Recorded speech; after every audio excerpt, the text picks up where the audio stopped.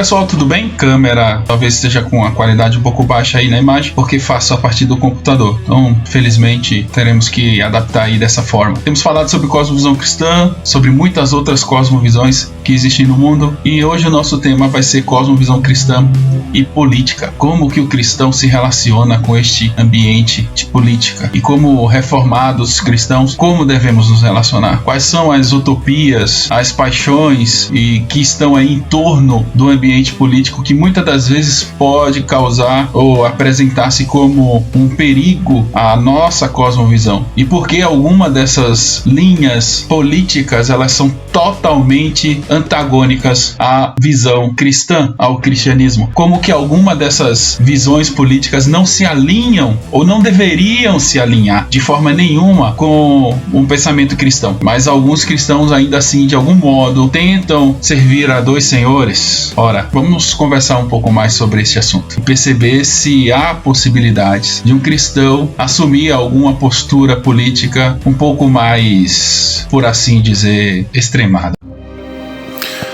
Hoje queremos falar sobre um aspecto que acaba sendo bem problemático em nossas igrejas. Percebe-se em nossas igrejas uma crise de identidade muito grande, especialmente no que tange a um olhar político-social. Quase sempre encontramos uma dicotomização de vieses e que nem sempre estes correspondem a um prisma ou cosmovisão cristã reformada. Hoje existe uma guerra de narrativas entre o que se chama direita e esquerda. Mas o que vem a ser isso? Vamos recapitular algumas questões fundamentais. No século XVI ocorreram movimentos de reforma e avanço científico que desvencilharam o poder romano e fortaleceram algumas monarquias, e em outros lugares produziram uma democracia. O mundo vive uma revolução no pensamento filosófico. Immanuel Kant traz para a academia uma cooperação que descentraliza as discussões que giravam em torno do empirismo e racionalismo. O racionalismo que tinha como patrono Platão, Descartes, Leibniz e Noam Chomsky, e o empirismo com nomes como Locke, Berkeley e David Hume. A discussão que girava em torno dessas duas escolas parecia não ter fim, até que Kant traz uma proposição que tenta intermediar ambas correntes filosóficas. O racionalismo e o empirismo são escolas de pensamento que buscam explicar a forma como os seres humanos adquirem o conhecimento. Porém, elas têm filosofias fundamentalmente opostas. O racionalismo seria igual a algumas ideias são inatas, já nascemos com elas. O racionalismo acredita que existe um conhecimento inato e que podemos chegar à verdade apenas pelo exercício da nossa razão, antes mesmo da experiência sensorial. Um exemplo disso seria a matemática, onde não precisamos confiar em nossos sentidos para estabelecer que 2 mais 2 é igual a 4. Já no empirismo, há a alegação de que é a experiência sensorial que determina o conhecimento.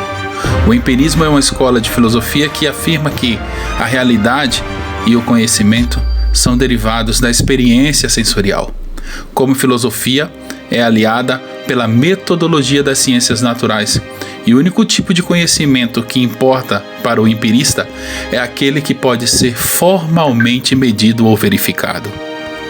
Pois bem, Kant tenta oferecer um meio termo a esta confusão, e sua colaboração é denominada como Revolução Copernicana de Kant. Isso porque Kant coloca a mente como centro do discurso do debate. Se antes a questão era o objeto, Kant agora vai apontar a mente como centro. Ele então propôs que os objetos são conhecidos a partir da mente do sujeito. Estes seriam regulados pelo sujeito, que seria o depositário das formas do conhecimento.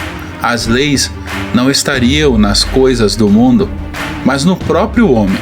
seriam faculdades espontâneas de sua natureza transcendental. Apesar de toda a originalidade em Kant, deve ser conferida ao iluminismo ocorrido no século XVIII, o último século da Idade Moderna, o mérito por espalhar ideias iluministas por toda a Europa. Filósofos espalharam-se pelo mundo, inspirando revoluções, tal como a Revolução Francesa em 1789. O iluminismo foi um movimento cultural de elite intelectual europeia que procurou mobilizar o poder da razão a fim de reformar a sociedade e o conhecimento herdado da tradição medieval. Os principais filósofos dessa revolução, deste período, foi Rousseau, Montesquieu e Voltaire. O primeiro vai tratar sobre o conceito de soberania popular e o contrato social, contrato este entre o povo e os seus governantes. Montesquieu contribui com a ideia de separação entre os poderes, e Voltaire vai falar sobre a tolerância religiosa. É neste período que se desenvolve o poder conhecido hoje como legislativo, o poder executivo e o poder judicial. A Revolução Francesa, ela marca os resultados da Revolução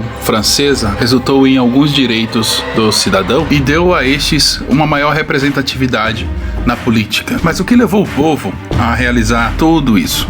A França vivia debaixo de uma monarquia absolutista, ou seja, o rei tinha o poder absoluto. Havia então ali uma espécie de sociedade estamental, dividida em 3 classes. O primeiro estado era representado pelo alto clero, ou seja, bispos e outros. No segundo, temos a nobreza, aqueles que tinham função jurídica ou militar. Na terceira etapa estava a burguesia, camponeses, baixo clero, compunham o terceiro estado. A desigualdade social era muito forte, contudo, a monarquia vivia sempre no luxo, dando suas grandes festas. O palácio sempre esbanjava riqueza e fartura. Não havia possibilidade de ascensão ou descensão de estágios sociais. Por mais que o indivíduo trabalhasse e se esforçasse, ele não conseguiria passar de um estado de terceiro para segundo ou sequer de segundo para primeiro. Era uma impossibilidade de ascensão econômica social. A França não estava indo bem. Financeiramente passava por dificuldades. Nos últimos séculos, ela se envolveu em várias guerras, sendo a mais importante a Guerra dos 7 Anos contra a Inglaterra e a Guerra da Independência dos Estados Unidos, onde a França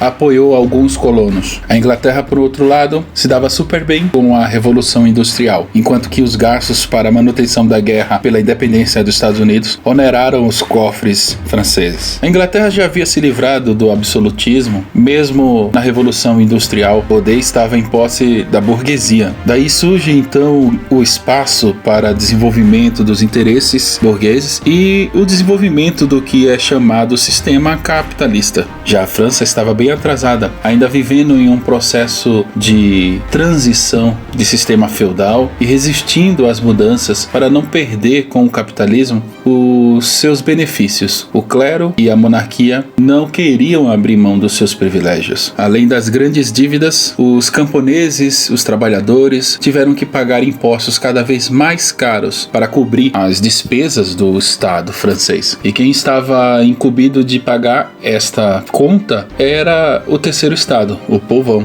Ocorreram verões e invernos terríveis na França, fazendo com que as lavouras não vingassem. Em 1788, a colheita então foi terrível, o que gerou uma onda de fome e inflação muito grande na França. Foi justamente nesse tempo que a burguesia começou a apoiar uma corrente filosófica chamada Iluminismo, que teve início no final do século XVII. Usavam a luz, a razão contra o sistema absolutista. Queriam se ver livre da monarquia e do clero. Se inspiraram em filósofos tal como John Locke e tinham como princípio o lema liberdade, igualdade e fraternidade. Voltaire e Rousseau foram os principais representantes franceses deste período. Logo, o povo que estava passando fome toma as ruas e começam a reivindicar mudanças. O rei Luís VI, em contrapartida ao pedido do povo, aumenta os impostos. Para se livrar talvez de um problema, o rei Luís VI convoca os Estados Gerais, onde os 3 poderes votam, porém se alinhando a monarquia ao clero ficava impossível o terceiro estado, a burguesia, o povo, conseguir reverter alguma decisão. Em 14 de julho de 1789, então, ocorre a queda da Bastilha. É a Revolução. No momento, o povo em uma revolução armada investe contra o primeiro e o segundo estado, contra a monarquia e contra o clero. Muitos foram mortos, esses também com medo das retaliações, invadiram as casas dos aristocratas na França e, de igual modo, mataram os seus patrões. Ocorreram muitos saques e assassinatos neste período. Daí se segue vários períodos de revolta na França. Surgiram grupos como os jacobinos que dominaram o poder, pois foram depostos, apareceram girondinos e outros, mas chamamos a atenção para o que ocorre na Inglaterra durante esse período. A Revolução Industrial ocasionou também grandes abusos aos trabalhadores. Crianças tinham turnos de trabalho exploradores, até 12 horas de serviço, e trabalhavam para comer, apenas por um alimento e um lugar para dormir. Como fruto deste ambiente, surge uma figura que vai, de certa forma, trazer ao mundo um pensamento que bebe das influências da Revolução Francesa, de Kant, Hegel e outros filósofos. Surge a figura de Karl Marx, e é sobre o marxismo que nós queremos falar. Todo esse desfecho, toda essa evolução do pensamento do iluminismo ou mesmo de outras correntes filosóficas culminam agora neste período. Bom, então, conforme vimos em nossa introdução, a Revolução Francesa ela bebeu do iluminismo, e esse movimento iluminista, pensamento, ou mesmo a Revolução Francesa em si, ela dá moldes para muitas revoluções que vão acontecer aí no mundo afora. E, em especial, um filósofo ou economista, se assim pode dizer, surge ali na Inglaterra, chamado Karl Marx, e o seu pensamento ele vai se difundir muito pelo mundo e talvez aí influenciar até modelos econômicos, sociais de alguns países, direta ou indiretamente. Às vezes, quando o povo em si adota uma perspectiva ou um viés mais marxista, ou mesmo quando a política propriamente dita ela é guiada por um pensamento que se naturalize nas concepções de Karl Marx. Eu lembro que quando eu era criança, eu ganhei um boné do Palmeiras, time de futebol, do meu irmão. Contudo, eu tinha ganho do meu pai uma camisa do Corinthians. E eu saí na rua com ambos presentes, o boné Palmeiras na cabeça e a camisa do Corinthians. E eu percebia que algumas pessoas estavam olhando para mim e não estavam compreendendo muito bem aquilo que estavam vendo. E uma pessoa me parou e falou: mas isso é um antagonismo. Você torce finalmente para quem? Para o Corinthians ou para o Palmeiras? E eu lembro que, para brincar, eu falei para a pessoa que eu tô com a cabeça no Palmeiras, mas o coração no Corinthians. E na verdade isso serve para ilustrar só a dificuldade que existe em um mundo como o nosso, a pessoa ser dicotomizada, a pessoa de algum modo dizer: eu sou cristão, mas sou marxista. E olha, eu já começo por essa problemática dizendo: é muito difícil servir a dois senhores. É impossível agradar a Deus e se banhar nas resoluções marxistas, no ideário de Karl Marx de um Estado absoluto, onde todos os problemas são solucionados por esse Deus denominado Estado, supervalorizado, e mesmo as próprias afirmações de Karl Marx deixam claro que ele é uma pessoa anticristã e que suas ideias vão, de algum modo, contra o pensamento cristão reformado. Ora, na própria afirmação na resolução marxista de Karl Marx, ele diz que a religião é o ópio do povo. Como que um cristão em sã consciência, alguém que se diz servo de um Senhor e que ama esse Senhor, que devota-se completamente a Deus e a sua palavra, pode dizer então que bebe dessas águas que contradizem e que vão de encontro, que falam contra a fé cristã? Como que pode essa mesma fonte jorrar água limpa e água suja? Calma lá. Antes de fecharmos esse assunto, nós também vamos falar sobre conservadorismo ou mesmo sobre a extrema direita. Vamos entender um pouco mais sobre essas visões políticas, compreendê-las e perceber que tanto um extremo quanto o outro pode ser muito prejudicial a uma vida cristã. Conforme ficou bem fixado, a reforma deu ao mundo uma compreensão de democracia. A partir daí se vê um grande crescente em direção a essa compreensão de mundo democrático. O que ocorre é que no século XVIII a Revolução Francesa ela se torna dicotômica, no sentido de haver um parlamento e dentro desse parlamento ter aqueles que se sentavam à direita do presidente da Câmara e os que se sentavam à esquerda do presidente da Câmara. Por isso ficou conhecido por esses dois vieses, direita e esquerda. Um grupo mais conservador ou direitista, não querendo que a revolução perpetuasse, continuasse, mas pedindo a volta, o retorno da monarquia, e um outro grupo pedindo a liberdade, pedindo a democracia, a extinção da monarquia. Por isso então que essa nomenclatura ou esse termo direita e esquerda é usado, né? Tem na verdade origem neste fato, neste acontecimento. Então veja bem como a história marca os nossos dias atuais. Também hoje as pessoas estão se definindo de alguma forma direita ou esquerda. É uma visão dicótoma. Não há nenhuma possibilidade de você estar aí em um centro ou em um meio. Para alguns, é claro que para outros existe muito mais do que apenas essa dicotomia. Se você não é direita, você é esquerda. Se você não é esquerda, você não é direita. Se você é isso, então deixa de ser aquilo. Na verdade, a coisa é muito mais complexa do que apenas isso. Então, é sobre isso que vamos comentar um pouco mais para entender melhor esse ambiente político que vivemos também nos dias de hoje. Talvez você até diga, mas o que isso tem a ver com a fé cristã? Política e fé não se misturam. Isso é uma grande inverdade que infelizmente tem permeado o seio da igreja. Certo que a igreja, até como nós mostramos em nossa aula, se envolveu politicamente muitas das vezes e com a política no mundo, e houve um grande corrompimento da igreja, mas isso não quer dizer que a igreja não seja afetada pelas políticas e que de algum modo não devamos exercer o nosso papel de cidadão. Ora, nós sabemos que Deus é rei e senhor sobre todas as coisas, e ele sendo rei glorioso, senhor sobre todas as coisas, devemos conhecer sobre todas as coisas que cercam a nossa vida ou que influenciam, que têm influência sobre a nossa vida ou sobre os demais.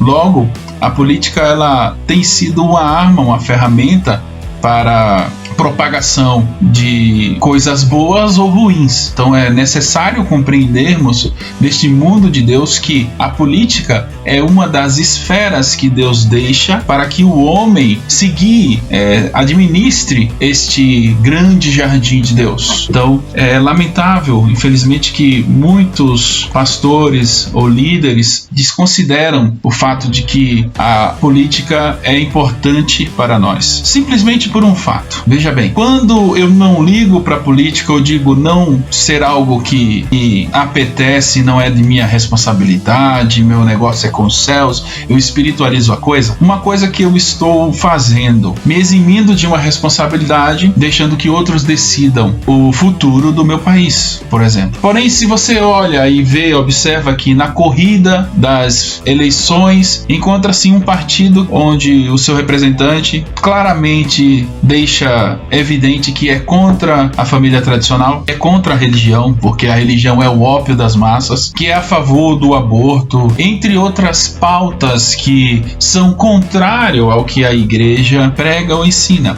Ou mesmo, às vezes, esses grupos que quase sempre são de esquerdas, esses que eu falei, eles desenvolvem pautas anticristãs a ponto de pedirem o fechamento de igrejas ou mesmo a posse do Estado sobre a igreja. Então, quando você deixa de participar democraticamente de uma escolha, de não conhecer o político em quem você está votando, se ele é uma pessoa reacionária, por um outro lado, que prega a extinção, a exterminação de outros grupos, e você olha tudo isso e diz, bom, isso não é comigo, você está sendo complacente, pecando por por negligência. Então precisamos sim conhecer um pouco mais da política. Uma vez que Deus, que Cristo é rei sobre esse mundo, se entendemos que Ele reina e reina como Senhor, nos perguntamos então por que o povo de Deus se afasta tanto de esferas que estão relacionadas a esta vida.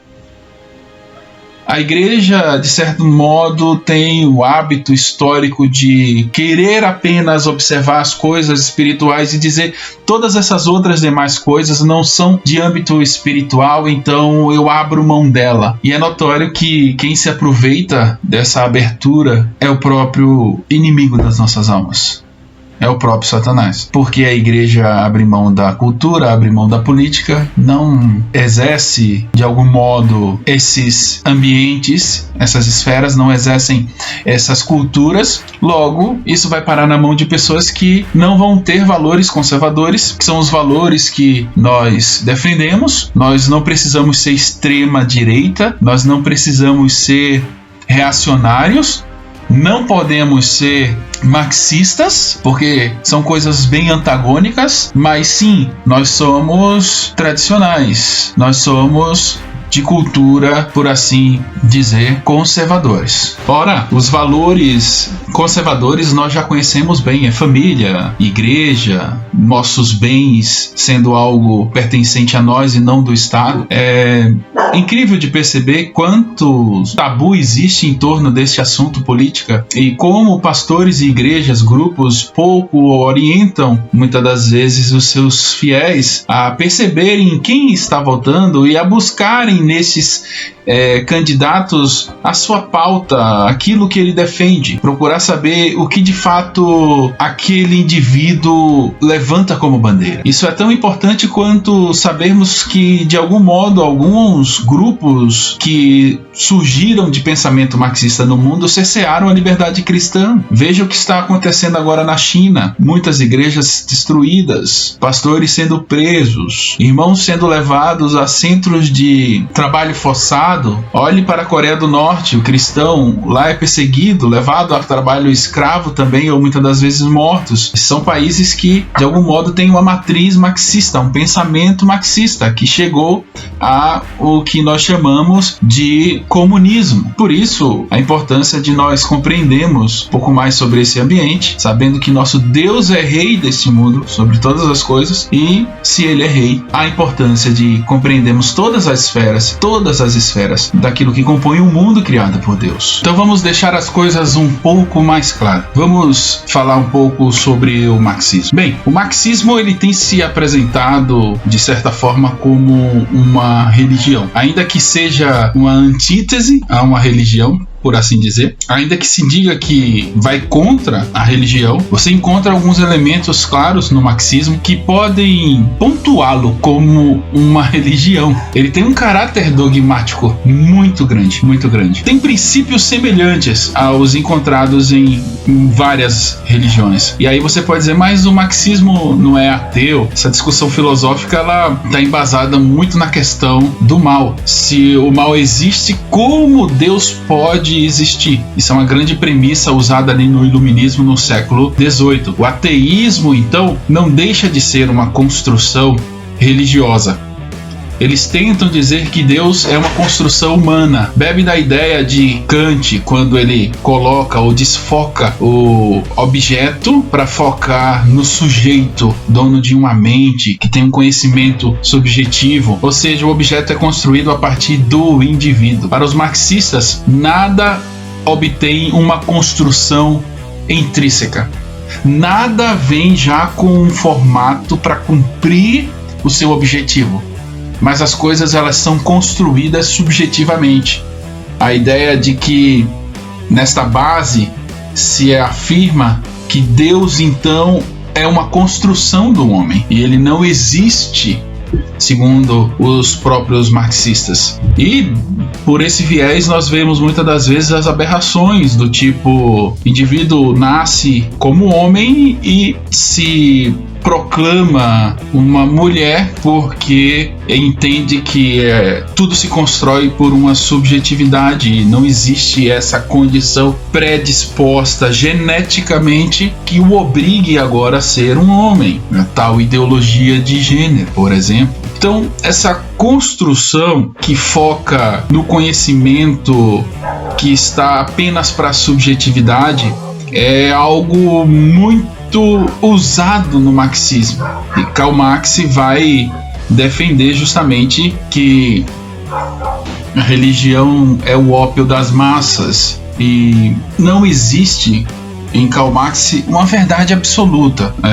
Tudo se torna então parte dessa construção social. Então mesmo o que nós temos de padrão econômico foi construído por conta de uma opressão dos mais ricos sobre os mais pobres. E aí é importante a gente lembrar que Karl Marx ele vai beber dessa fonte de vários teóricos ou de escritores, filósofos que estão ali no renascentismo, ou mesmo que de certa forma fizeram parte da Revolução Francesa. Alguns nomes a gente pode então dizer que de Immanuel Kant, de Hegel principalmente, Luigi Feuerbach, ele tem aí uma ruptura, claro, com o idealismo alemão e o hegelianismo, né? Numa perspectiva econômica inglesa e escocesa, a gente pode dizer que Karl Marx teve uma influência de pensadores como Adam Smith e David Ricardo, socialista francês, né? Jean-Jacques Rousseau, em especial, Charles Fourier, Pierre Joseph. Outras influências são o próprio Hegel, que se alinha a ele, se torna seu amigo, Charles Darwin. O materialismo antigo também é algo que influencia o pensamento de Marx. Lewis, Morgan também são outras pessoas. O cristianismo ele fala de um período onde não havia pecado. Nós conhecemos bem os primeiros capítulos do livro de Gênesis 1, 2 e 3, que trata ali da criação e queda do homem, e fala do Jardim do Éden. No marxismo, sobretudo, em Engels, especialmente em Engels, ele traz a afirmação de que não existia maldade no mundo, porque não existia capital privado. Aquela posse que o indivíduo tem na antiguidade não existia. E ele chega a afirmar que os problemas só passaram a existir na humanidade quando o homem começou a demarcar o território e se apropriar, e dizer que aquilo era dele. E o que eles fazem? Eles vão beber na fonte do Bom Selvagem. O Bom Selvagem, eu não me recordo bem se foi o Rousseau que desenvolveu a teoria, ele vai falar que o selvagem, ou mesmo observando essas composições de sociedade selvagem, de índios, não existe ali a maldade propriamente dita, uma perversidade. Então isso se chamaria do bom selvagem, a ideia do bom selvagem, que o homem naturalmente era bom e sabia viver em sociedade em modos tribais, e que ele se corrompe, na verdade, por causa do capitalismo. Quando o capitalismo chega e a posse chega, o homem então passa a ser corrompido. Nós não entendemos isso. Nós sabemos que o homem traz consigo a semente do pecado desde Adão e Eva, desde o Jardim do Éden. Esse é o entendimento que nós temos. Não é uma afirmação que o homem é mau a partir de um momento onde o capitalismo se torna visível e perceptível no mundo. Não, de forma alguma. E mesmo para essa visão do bom selvagem, eu lembro que em uma determinada aula eu conversava com uma professora sobre o assunto e eu questionei, mas essa divinização que existe aí da cultura indígena, ela não é fiel, não é fidedigna. Porque mesmo tribos indígenas, povos indígenas, têm práticas que podem ser consideradas totalmente desumanas, como algumas místicas de tribos onde nascem gêmeos, um dos gêmeos tem que morrer, porque um rouba a alma do outro. Ou se a criança tem alguma espécie de deficiência, ela é abandonada ou assassinada. Ou mesmo tribos que têm práticas de abuso, estupro coletivo a moças mais jovens. Então, isso desconstrói a ideia de que o homem selvagem seria um homem naturalmente bom, que o homem é bom e ele foi, na verdade, corrompido pela própria sociedade. Isso é uma máxima dentro do pensamento marxista, da construção subjetivista. Mesmo os progressistas usam muito essa linha de raciocínio. E já começamos por aí, mostrando o caráter dogmático dessa ideologia política. E não concordamos com isso. E falamos aberta e claramente que o que a Bíblia nos ensina. E a Bíblia nos ensina que o homem ele é pecador desde o jardim do Éden. Conheceu o pecado ali e se tornou receptor ou recipiente desse pecado original, transmitido também de geração em geração. Então o que ocorre é, algumas vezes, que podemos perceber que nas nossas igrejas, muitos crentes que são fiéis ao Senhor, que amam a Deus e professam a fé, se dedicam na obra, buscam agradar a Deus, mas possuem por vezes uma mente ou um pensamento com um viés socialista, marxista, e não conseguem identificar. Isso é muito comum, está acontecendo bastante. Inclusive, essas pessoas por vezes defendem até algumas dessas ideias e não se dão conta, não se perguntam, mas de onde vem esse pensamento? Vem da Bíblia? Esse ponto de vista, eu tiro ele da Bíblia ou do meu próprio desejo, mesmo do viés socialista, marxista, comunista? Se é um aspecto político, de onde vem essa questão? Você é um comunista, né? Você pergunta para essa pessoa, você é um comunista socialista? Ela não imagina de modo nenhum, não. Marx falava que a religião é o ópio das massas, ele não defendia os nossos princípios, né? Então rejeitam de pronto quando você pergunta, às vezes. Mas a verdade é que a pessoa às vezes está reproduzindo algumas compreensões marxistas, algumas das ideias indiretamente. Isso faz parte do discurso da pessoa e muitas das vezes ela não se apercebe, ela não consegue comensurar que isso está acontecendo, porque de fato temos as nossas relações, temos as nossas influências, a escola, o professor, um familiar, e muito do nosso conhecimento se dá subjetivamente, claro, uma construção social, e a gente vai assimilando, adquirindo coisas, mas tudo isso deve ser contraposto para onde? Para a Bíblia Sagrada. A palavra de Deus, ela deve ser sempre o referencial para as nossas vidas.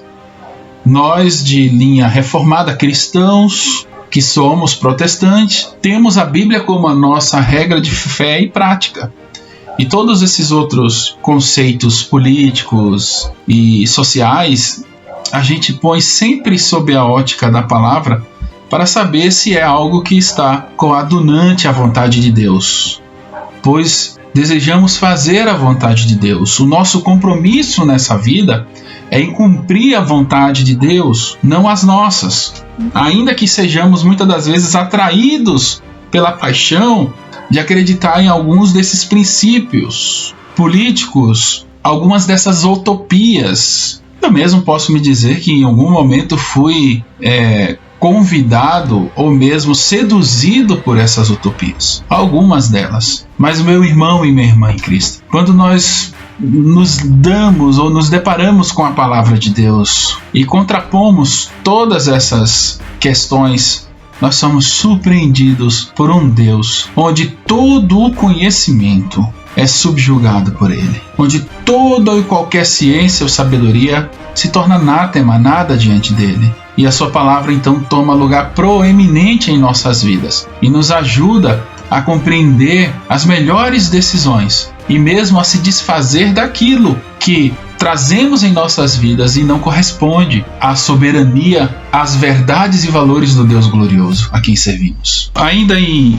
Rousseau, existe ali o chamado contrato social. Da perspectiva do indivíduo abrir mão de suas liberdades particulares, ele abre mão disso, abre mão inclusive das suas propriedades, das suas posses, ele abre a mão de si mesmo e dá tudo, doa tudo para um bem maior. E o que seria esse bem maior? seria o Estado. Isso em Marx vai ser fortalecido. O Estado, então, é esse grande demiurgo, esse grande Deus que toma conta de todas as coisas, inclusive da propriedade do indivíduo. Ele toma conta de todo o coletivismo, que é uma outra palavra muito usada pelas pessoas que estão ligadas a este viés. Então, uma espécie aí de amálgama, de mistura, de revolução com compreensão, pensamento coletivo. Você não pode sair desse formato e pensar fora desse modelo. Aqueles que pensam fora desse modelo são mortos. Em muitos países socialistas, aqueles que falam contra são assassinados. Então, uma outra coisa que muito claramente o socialista ele se apodera ou se apoderou, falando que são bonzinhos, que na verdade querem distribuir as grandes riquezas e fazer com que o pobre tenha mais acesso a bens e vivam uma vida boa. Na verdade, isso tudo se fundamenta em uma falácia. Na prática, nós não vemos isso acontecer em nenhum desses governos que surgiram, alguns por pouco período, outros se perpetuam e o povo continua sofrendo, inclusive as liberdades de expressão, de religião, coisas que estão ligadas à declaração de direito do homem, está sendo constantemente contradita nestes países e as pessoas fecham os olhos, cerram os olhos, porque na verdade quem está morrendo são cristãos e os cristãos eles não são parte da agenda revolucionária. Eles são contrários, então a morte de um cristão não é tão importante como a morte de um revolucionário, de alguém que faz parte da agenda. É uma contradição muito dogmática e revela o caráter religioso do marxismo, do pensador de esquerda socialista. Perceba a importância desse assunto. Sabemos em quem nós estamos voltando e não sermos enganados por supostas utopias que dizem se cuidar do homem, dos mais necessitados. A verdade é que o socialismo, o marxismo, ele leva à exaustão essa ideia do coitado, esse coitadismo, né? Usando pragmaticamente aí a palavra, para querer dizer que eles exploram essa questão da pobreza, da miséria, mas porque eles estão visando o voto e o poder. O fim é o poder, não é o pobre em si. Isso fica tão evidente porque você olha para esses países hoje que vivem debaixo desse regime e o que você mais vê é pobreza, é miséria, é abusos, onde o indivíduo é reduzido a números, a nada. Agora, recentemente aqui na América Latina, um país vizinho nosso, a Argentina, passa por um dilema.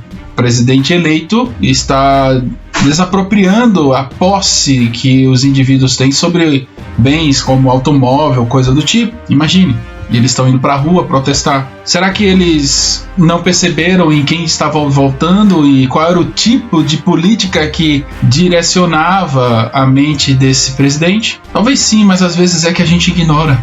Não é diferente aqui para o Brasil. A gente às vezes até sabe o que a pessoa ensina, o que ela prega, o que ela fala, mas a gente continua insistindo em dizer não é bem assim. Veja bem. Esse veja bem é complicado, né? Porque o veja bem tenta mascarar a verdade, para não deixar tão evidente que a coisa é tão complicada quanto parece, mas é. Por isso, meu irmão, não tem espaço. E não é isso uma resolução minha, apenas no meu pensamento, mas é de muitos pastores sérios comprometidos com a palavra, que dizem que não existe possibilidade de um cristão ser cristão e ao mesmo tempo comunista, socialista, marxista. Não cabe no mesmo ideário. O imaginário de ambos são totalmente antagônicos. Então, a mente revolucionária, ela visa alcançar esse fim social, de ter todas as coisas em comum. Eles creem ser possível criar uma sociedade sem classe, uma sociedade onde não haja diferença, onde não exista nenhum aspecto que possa causar pelo objeto inveja no outro, porque o outro tem e o outro não tem, salários todos em o mesmo patamar. Só que na prática, quando eles aplicam essa revolução, não é o que acontece. Uma pouca elite política enriquece, fica bem, e os pobres continuam sendo explorados, comendo as migalhas. Recomendo aí a leitura de George Orwell, A Revolução dos Bichos. Eu acho um livro fenomenal, que fala de uma revolução que os bichos fazem em uma fazenda, em um sítio, e os porcos acabam tomando o poder, despontando os homens, mandando-os embora porque eles só exploram os animais, e no final os porcos estão agindo como homens, explorando também os animais, que trabalham duramente, tal como era quando o homem dominava o sítio. E tem uma cena final no livro onde os porcos estão bem vestidos, fumando seus charutos, tomando seu whisky, e ali é feita a pergunta: eu não sabia se os porcos eram homens ou se os homens eram porcos. Acho que a crítica de George Orwell é muito perspicaz nesse momento, porque aqueles que diziam ou dizem que por uma política capitalista o pobre sofre, quando ele sobe ao poder, ele se comporta tal qual o porco capitalista, se tornando um porco comunista, socialista, e perpetuando, de certa forma, o abuso ou mesmo a pobreza e a miséria aos pobres. Acontece de fato é que a mente revolucionária, ela acredita em um mundo perfeito, e isso já é uma outra contradição, porque nós entendemos que este mundo é um mundo caído, tal como o homem é caído, e que em Cristo nós somos regenerados, e defendemos a ideia bíblica de que apenas na glória do Senhor, apenas na Nova Jerusalém, nos céus, é que nós vamos viver essa sociedade perfeita. Então o socialismo tenta implementar na Terra aquilo que para nós só será possível no reino vindouro, glorioso de Cristo. E isso é mais uma contradição. Então a mente revolucionária socialista, ela vive para o agora, e para a implementação de uma sociedade perfeita, plena agora. E nós sabemos que isso não ocorre e não ocorrerá, porque o problema não está no capital ou no sistema econômico que um país assume. O problema está no homem. O problema está no pecado original, naquilo que o homem traz consigo. E esse pecado original, de fato, só é aplacado. Esse velho homem, como disse Paulo, só é mortificado em função de uma nova perspectiva de vida, de uma mudança de cosmovisão, de uma metanoia, de uma mudança de mente que só Cristo e o Evangelho oferece. Então, quando eu me digo cristão socialista marxista, eu estou dizendo que acredito em tudo isso que acabamos de falar, que é contraditório, e ao mesmo tempo digo, não, mas eu sou cristão. É o equivalente a dizer durante a semana inteira, negar Cristo nos círculos de amizade, em todos os lugares que você vai, na faculdade, e chegar na igreja, não, mas hoje eu acredito nele e vou cultuar ele. Não cabe, não tem um encaixe. Você até pode superficialmente pegar e dizer, não, ignorar tudo isso e dizer, não, tudo bem, eu consigo, sim, eu posso, e eu acho que ele está errado. Então, meu irmão, me diga uma coisa, você está se pautando apenas pelo seu achismo e suas paixões, ou pelo aquilo que a palavra ensina? Reflita sobre isso. Quem temos amado? A qual Senhor? Porque não podemos servir a dois. Então sejamos conscientes, jovens, de que quando estamos defendendo de algum modo alguma pauta socialista, alguma linguagem ligada ao marxismo, estamos de algum modo negando essa condição de um homem depravado, de um homem caído. Estamos permitindo acreditarem que existe um mundo perfeito aqui neste plano e ele pode ser construído socialmente. Estamos de algum modo endossando que a religião é o ópio das massas, é o ópio do povo. Cuidado ao relacionar-se com essas teorias, com essas políticas, porque muitas das vezes ela contradiz a sua fé. Se aperceba disso. Esse tipo de visão nega o Cristo e nega o fato histórico, real, de que Cristo veio a este mundo para morrer pelos pecadores e nos redimir de um pecado. Ora, se tudo se constrói por uma sociedade mais igualitária, o homem não é tão mau assim, e tudo não passa de uma construção social que precisa ser reformulada dentro de um molde socialista, então não há necessidade de redenção, não há necessidade de um Cristo, de Cristo ter vindo e padecido, morrido, ressuscitado morrido, uma morte de cruz atroz, para que venhamos a ter vida. Deixe o Deus-Estado para os socialistas, para eles adorarem a esse Deus. Você continue e permaneça adorando ao seu Deus, único e vivo, Jesus Cristo, Senhor. Perceba que toda essa unidade social que o marxismo socialista implementa ou idealiza, ele visa substituir a autoridade da palavra de Deus, do senhorio de Cristo, a autoridade familiar em primeiro lugar, dizendo que existe aí uma grande composição familiar que é o Estado, onde a própria família é desconstruída. A família tradicional, por exemplo, é desconstruída dentro do marxismo, dentro do socialismo. O homem que tem uma visão tradicional e conservadora, ele precisa ter essa noção desconstruída para viver a grande família, o Big Brother, que é o Estado. Perceba isso, jovem.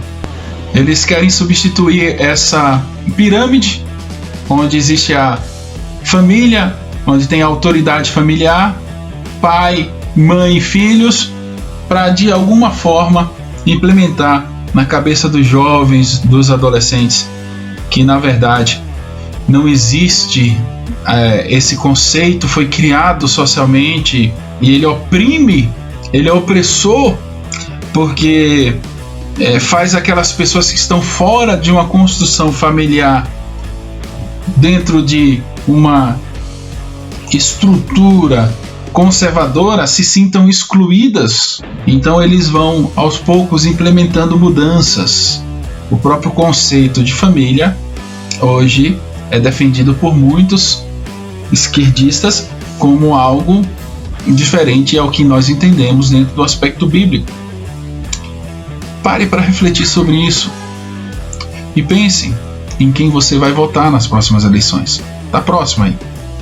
Precisamos ter ciência de que não estamos neste mundo por uma casualidade e que os princípios que nós julgamos defender e afirmamos defender precisam fazer-se valer na hora do nosso voto.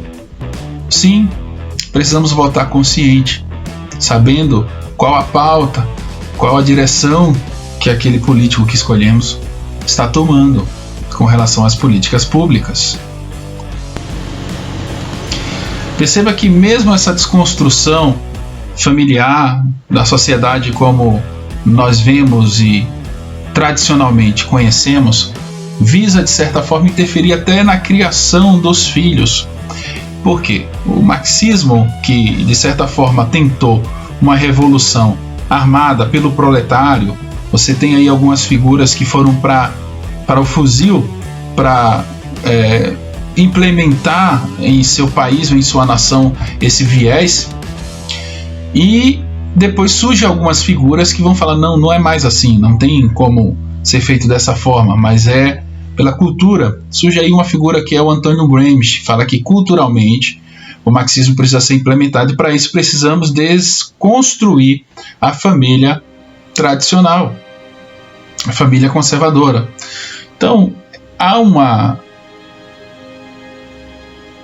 tendência na sociedade hoje a falar que as crianças já não pertencem às suas famílias, mas ela pertence ao Estado. Veja bem que essa interferência do Estado na família já é tão forte que hoje já tem leis que proíbem a educação dentro do lar. A criança precisa ir para a escola. E é de se questionar isso. Alguns falam que isso é para que haja uma hegemonização modelar da mente, do pensamento, para que todos, de algum modo, reflitam uniformemente. Existe uma guerra de narrativas. O marxismo sempre disse que existe uma hegemonia econômica que oprime, porém, o que se percebe é que, na verdade, essa deshomogeneização não ocorre quando o marxismo sobe ao poder, quando o socialismo está no poder. Na verdade, é justamente o que eles fazem. Eles colocam todo mundo no mesmo pensamento raso e ai de quem pensar em mergulhar mais fundo, porque vai bater a cabeça e vai quebrar. Vai se quebrar tudo. Historicamente, o marxismo, o socialismo defende a brutalidade pela implementação de certa importante para a esquerda desestabilizar, e às vezes isso de forma brutal, a sociedade. Uma sociedade desestabilizada fica muito mais fácil de ser convencida dos movimentos revolucionários e das ideias de uma mente revolucionária, da utopia do socialismo. Então a rebelião é sempre uma forma operante, um modo de agir, enfrentamento de militâncias. Note que é crescente as confusões com grupos extremados aí no nosso país, e alguns deles depredam, alguns deles destroem, e tudo em nome de supostamente uma democracia, tudo supostamente em nome de uma paz social, que desejam serem ouvidos e respeitados, porque eles estão sendo de algum modo vilipendiados no seu direito.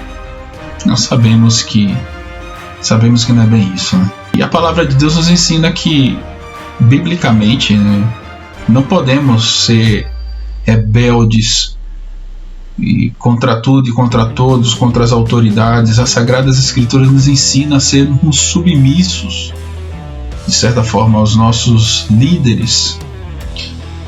O próprio Jesus, quando esteve para morrer, Pôncio Pilatos lhe disse: não sabes que tem autoridade? Nenhuma autoridade te foi dada, se não viesse dos céus, se não fosse dada pelo Pai. Jesus reconhece isso. A nossa luta, ela não é contra a carne nem contra sangue. A nossa luta não é contra o capitalismo. A nossa luta não é contra a burguesia. A nossa luta não é contra os socialistas também. A nossa luta é contra as hostes espirituais. É uma luta, muitas das vezes, contra o próprio eu, o homem, nossas vontades decaídas. Por isso, precisamos resistir a esses pensamentos que alimentam o ressentimento, que alimentam o ódio e que, de certa forma, exaurem as esperanças, que pregam o pessimismo a ponto de levar o homem a um remorso profundo, de culpabilização do outro, responsabilização do outro. Ora, o pecado, sempre na palavra de Deus, como diz em Tiago, ele é gerado. Ele é uma espécie de gestação. E quando ele nasce, quando ele vem à tona, ele não tem a cara do outro. Ele tem as nossas feições. Porque o pecado gerado por nós, ele se parece conosco. Ele tem a identidade de quem o gera. Então, essa ideia socialista de ir de encontro, tudo que é moral, tudo que é conservador, na verdade vem da malignidade do homem, do pecado que o homem leva em si, traz consigo, e a sua rebeldia contra Deus. Cristo nos ensina, como cabeça da igreja, que devemos submeter-se a Ele, ao seu senhorio, ao seu poder. A palavra de Deus não nos ensina a rebelarmos com o mundo por conta da divisão de bens. Ela não nos ensina a sermos revolucionários por conta de como o homem está se relacionando monetariamente com as posses. Pelo contrário, dai a César o que é de César, a Deus o que é de Deus.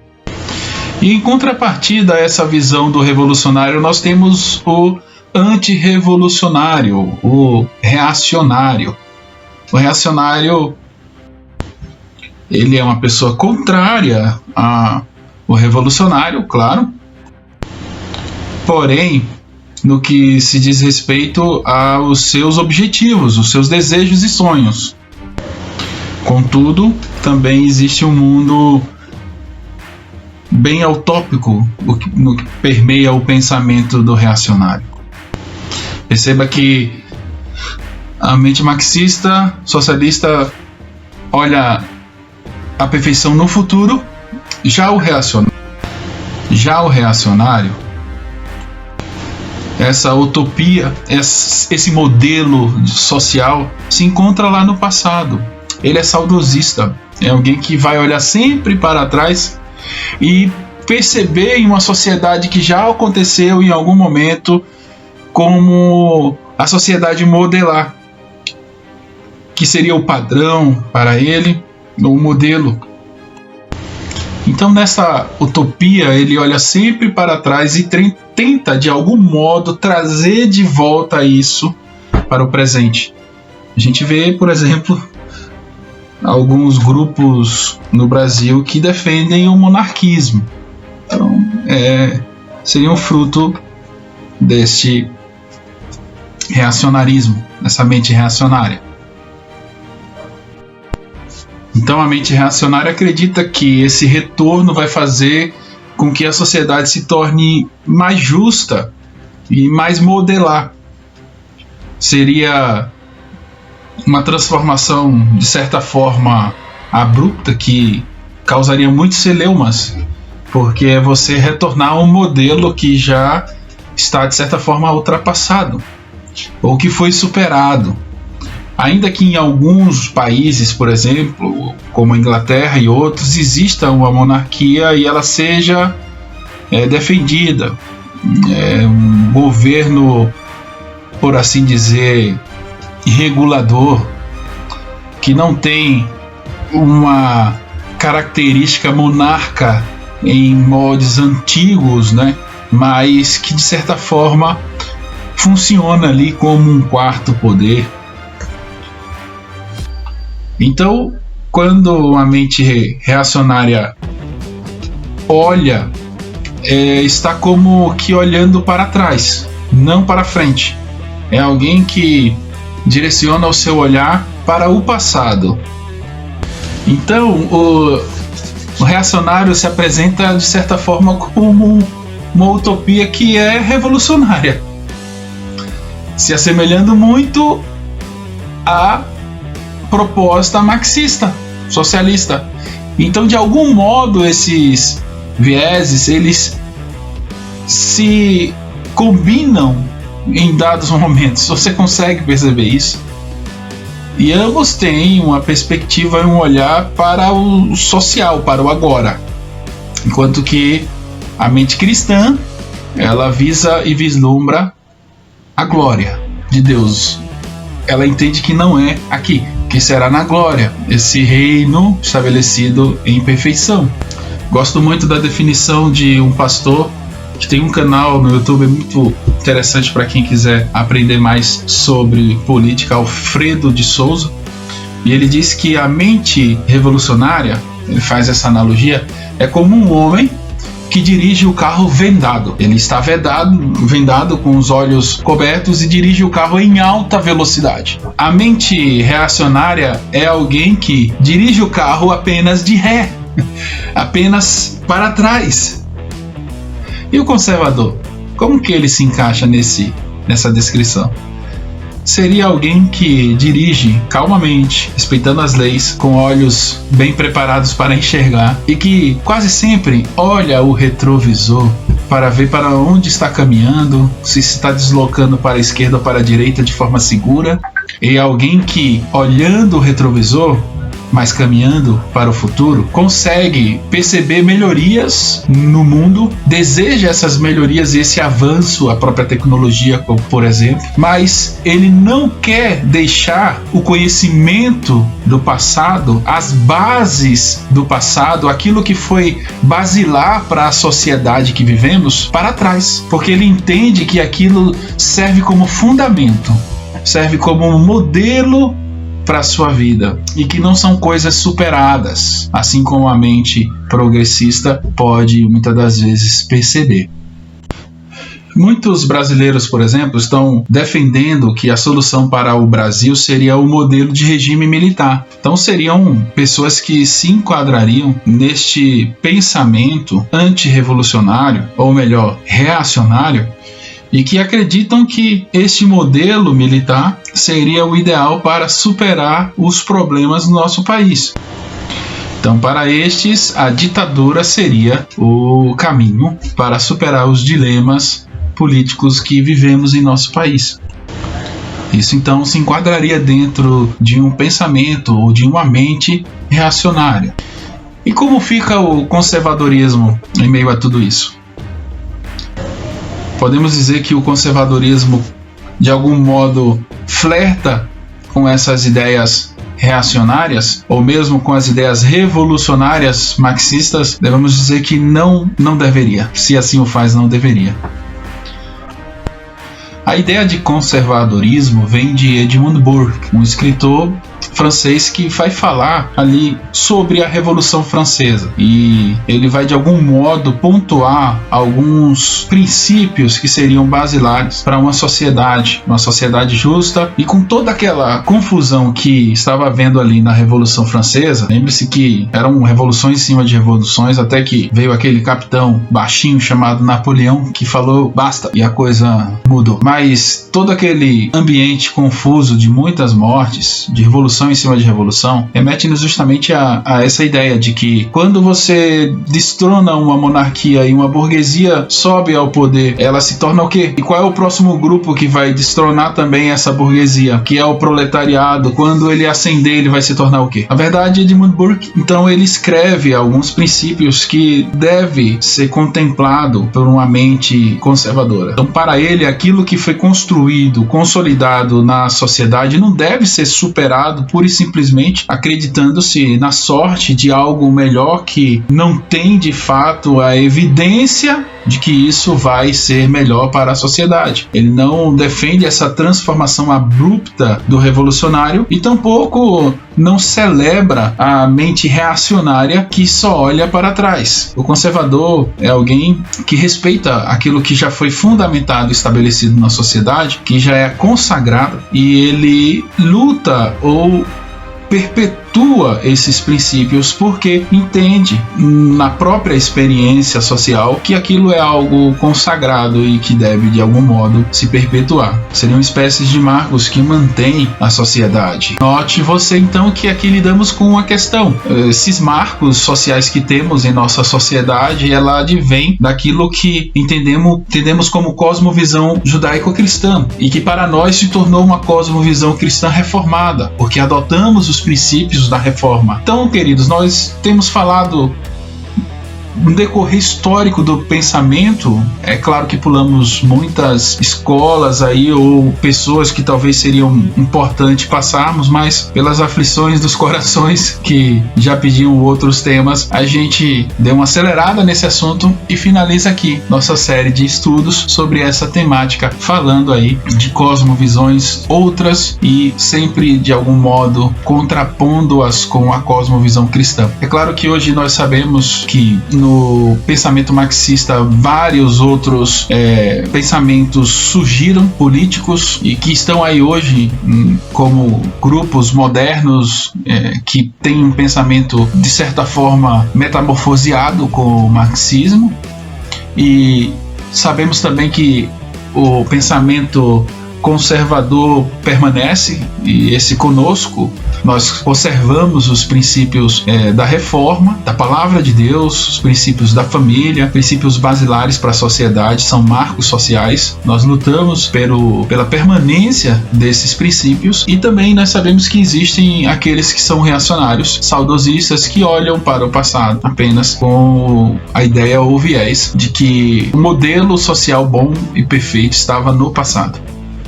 Temos a nossa esperança em Deus e sabemos que apenas na glória nós vamos vivenciar uma sociedade perfeita, redimida em Cristo. Tenhamos consciência ao olharmos essas dicotomizações, direita, esquerda, todo esse quadro político que se encontra em nosso mundo, e possamos de fato não perder o foco de que apenas em Cristo Jesus temos a esperança de uma sociedade melhor. O Senhor permanece sendo o nosso Salvador. Não é nenhuma política pública ou qualquer tipo de viés que nos salva. Jesus Cristo é quem nos salva. Reflita sobre essas verdades e tenha muita consciência na hora de depositar o seu voto. Que Deus nos abençoe.